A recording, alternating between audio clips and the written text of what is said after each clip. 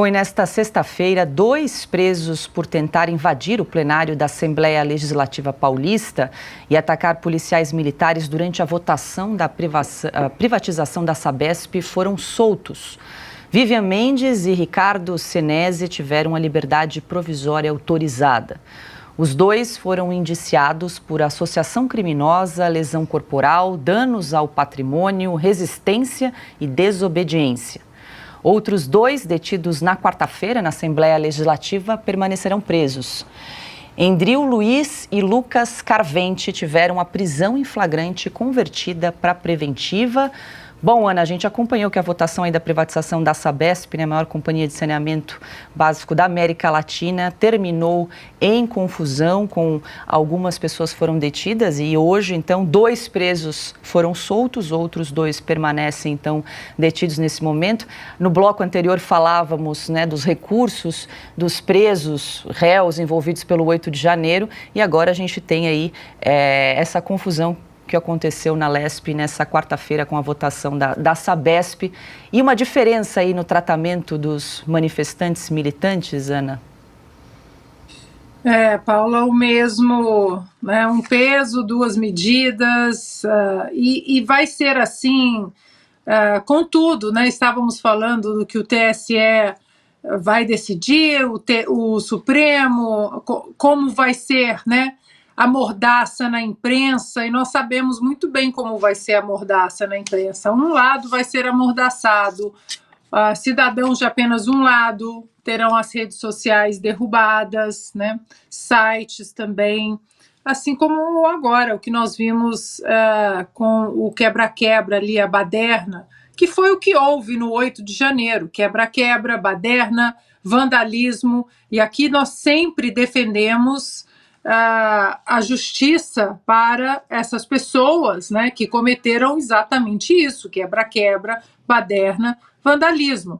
Agora, esses criminosos que atacaram, né, a LESP, que agora estão soltos, né, eu acho que faltou, né, o que faltou para as senhorinhas de Bíblia na mão no 8 de janeiro foi o punho cerrado, né, foi a camiseta vermelha, foi o endosso a um projeto nefasto de poder, né? É isso, porque agora a gente questiona também onde estão os ministros do Supremo Tribunal Federal para dar opinião sobre o que aconteceu na LESP, sobre o quebra-quebra, sobre a queda da democracia, né? Será que não foi o mini Pearl Harbor que nós vimos na LESP, né? O dia da infâmia, o quebra-quebra na LESP? É isso, Paula, é muito triste e eu ainda estou aqui, para ser bem sincera a vocês, me recuperando do que você acabou de ler da decisão do ministro Alexandre de Moraes. A falta de humanidade, né? a falta de tato, a falta... É claro que um juiz tem que simplesmente olhar a Constituição, as leis e aplicar as leis. Mas como o juiz Antonin Scalia aqui, esse sim juiz, já falecido da Suprema Corte Americana, dizia, um juiz que está sempre feliz com as suas decisões, com seus relatórios, com os seus votos, é um juiz incapaz, é um juiz estúpido e um juiz idiota. Palavras do Antonin Scalia. E a sensação que a gente tem é que os deuses do Olimpo, do Supremo Tribunal Federal, estão sempre felizes com as decisões, com os relatórios, com os votos, com os atos, estão sempre rindo, estão sempre felizes. E aí, agora, o cidadão brasileiro, né, que não vai poder ter o seu telefone celular de volta, porque foi assim que o ministro Barroso chamou o Clériston, né, é um cidadão brasileiro que infelizmente morreu na cadeia. Nenhum deles vai se pronunciar em relação ao que aconteceu na LESP, certeza absoluta. Pois é, Piotr, 24 horas depois de serem presos, então hoje 2 deles já estão liberados depois do tumulto, quebra-quebra que ocorreu essa semana aí na LESP. Mostra as imagens outra vez, vê a arrogância deles, a arrogância tá aí, como eles estão à vontade, na mulher sobretudo ali, ó. Quem está nos acompanhando pela rádio, a gente está vendo só as e imagens aí da soltura das duas. Festejando o que fez. Vivian Mendes e Ricardo Senesi, que tiveram, então, a liberdade provisória autorizada. A gente está vendo as imagens agora da liberação dos dois. Ela levantando o punho, né? Eu vou inverter um pouco a análise aí. O Supremo deveria assistir isso daí, porque eles não foram levados ao Supremo Tribunal Federal para esse julgamento, porque não é a corte que deveria julgar esse caso. Só me espanta o fato de já estarem soltos, levando-se em conta o potencial de periculosidade, porque a Assembleia continua lá.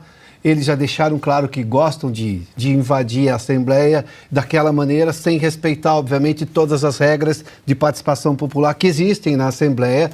A Assembleia é um órgão da democracia, é o Poder Legislativo do Estado de São Paulo, a LESP, a Assembleia Legislativa do Estado de São Paulo, e eles infringiram todas essas normas. E aí, essa insolência aí, ou seja, acho que a Ana resumiu, né? Está muito claro. Depende de para que lado você está. Você pode fazer o que você achar que deve. Se você estiver do lado vermelho, parece que tudo pode. Se você está do outro lado, não. Aí você como é que é a história? Abolição violenta do Estado Democrático de Direito. Abolição violenta do Estado Democrático de Direito. Primeiro, que é difícil disso acontecer num domingo. Segundo, que se você não tiver, assim, convenhamos, né, o apoio de uma série de forças paramilitares, também é quase impossível de acontecer. As pessoas do dia 8 foram julgadas por abolição violenta do Estado Democrático de Direito, julgadas dentro do Supremo Tribunal Federal. Sendo que, como disse o Zé Múcio, né, o ministro da Defesa, o que para pensar dentro desse governo Lula, né, parece ser o único, inclusive, bom, depredação, tem que ser julgado. Claro, quebrou, tem que ser julgado, sim. Quebrou, tem que ser acusado, tem que responder por aquilo. Ninguém tem o direito de quebrar patrimônio público. Ninguém tem o direito de fazer isso também. Agora, é preso num dia e sai no outro, assim, simplesmente, como se nada tivesse acontecido, porque tudo aquilo ali pertence ao conjunto dos cidadãos do Estado de São Paulo. É um bem público do Estado de São Paulo, dos públicos do Estado de São Paulo, né? Tá lá.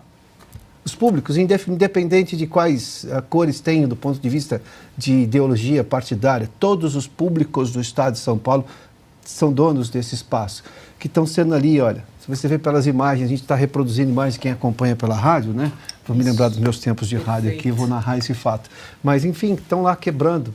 Houve quebradeira, tentativa de quebradeira ali. Policiais saíram feridos também. Os policiais são os representantes do público, da ordem pública ali. Está muito claro. Mas esse é o tratamento que se dá a esse grupo. Que, na verdade, não deveriam responder no Supremo, não. Talvez devessem ficar mais tempo preso para uma investigação mais precisa. Enfim, a Justiça entendeu dessa maneira. A questão é por que está se fazendo toda aquela série de arbitrariedades com as outras pessoas lá do 8 de janeiro. Por que aquele tratamento de estado de exceção àquelas pessoas? Augusto? Para a imprensa velha, houve um caso de geração espontânea, né? De repente a polícia começou a bater. Eles estavam lá, calmos, tranquilos, porque se você lê os jornais no dia seguinte, você lê o noticiário desde o primeiro minuto. Polícia agride manifestantes. Os manifestantes tentaram simplesmente impedir que fosse aprovado formalmente um processo apoiado, uma decisão apoiada pela imensa maioria dos deputados, pelo povo paulista. É uma promessa de campanha feita por um candidato que venceu a eleição. Eles não admitem nem o resultado da eleição. Eles estavam lá em campanha. Eles querem prejudicar o governador Tarcísio e todos os que o apoiam. Só, a campanha nem começou. Tarcísio não é candidato a nada. No entanto, é preciso impedir um possível risco. E o Supremo, que se mete em tudo, fica de costas para isso. É o Supremo, que não deixa passar um bate-boca, um possível bate-boca no aeroporto de Roma, está indiferente a isso. O Alexandre de Moraes, que diz que o que só acontece o que a Globo publica. Ele não viu na Globo nem isso aí. Ele não procurou se informar. Isso aconteceu. Por que ele não se mete? Olha o tratamento dispensado a uns e outros. Os ministros do Supremo são portadores de uma estranha espécie de estrabismo que só vê irregularidades e terroristas à direita. Ou do lado que eles consideram direita. À esquerda, ali, olha, do lado esquerdo não existe pecado. Nenhum, nem venial. A arrogância dessa manifestante, dessa depredadora, é a síntese do comportamento do Supremo. Ela sabe que não terá problemas. Ela sabe que naquele falatório enlouquecido de ontem, que a gente conseguiu traduzir parcialmente, o Alexandre de Moraes deixa claro que a campanha começou e a direita, a extrema-direita, que se cuide. O que é a extrema-direita? Tudo o que não aprove o governo Lula e o comportamento do Supremo. Uma hora o povo acorda. É impossível imaginar que se estenda no tempo esse comportamento abusivo, cínico, ilegal, fora da lei do Supremo Tribunal Federal. Bom, pois é, Alexandre, a gente acompanhou aí primeiro o vídeo do tumulto na quarta-feira, da confusão dentro da Lesp, da Assembleia Legislativa aqui do estado de São Paulo, os manifestantes tentando, inclusive, empurrar o vidro e os policiais tentando conter ali a confusão. E vimos também, na sequência, 2 desses manifestantes, então, primeiro está aí essas imagens, e depois, na sequência, 2 desses manifestantes, então, que foram liberados hoje, nessa sexta-feira. E só para acrescentar mais uma informação, né, com relação à privatização da Sabesp, que foi uma bandeira do governador Tarcísio de Freitas em relação a várias privatizações aqui no estado de São Paulo, o PT já acionou a justiça contra essa decisão, a aprovação desse projeto de lei para desestatizar a Companhia de Saneamento Básico aqui do estado de São Paulo. Lá, Paula, tem cofre, eles não querem ficar longe de cofre nenhum. Pois é. Alexandre. Bom, em primeiro lugar, parece que não houve o banho de sangue que a deputada Sâmia Bonfim disse que havia, né? Estava lá os invólucros levando sangue para fazer o banho, não deu certo. Agora, eu acho que esse episódio e a consequência dele hoje com a liberação desses 2 é a demonstração de que essa é a regra e o que está acontecendo com o 8 de janeiro e o Supremo é a exceção. Essa é a regra, né? Eu lembro, tá aí o sangue, né? Eu lembro quando aquele movimento de liberação do sem terra quebrou, mas olha, vandalizou mesmo, né?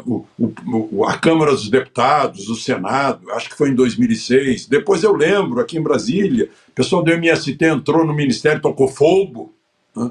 Assim como tocaram fogo em praças de pedágio, né? E em seguida não aconteceu nada, né?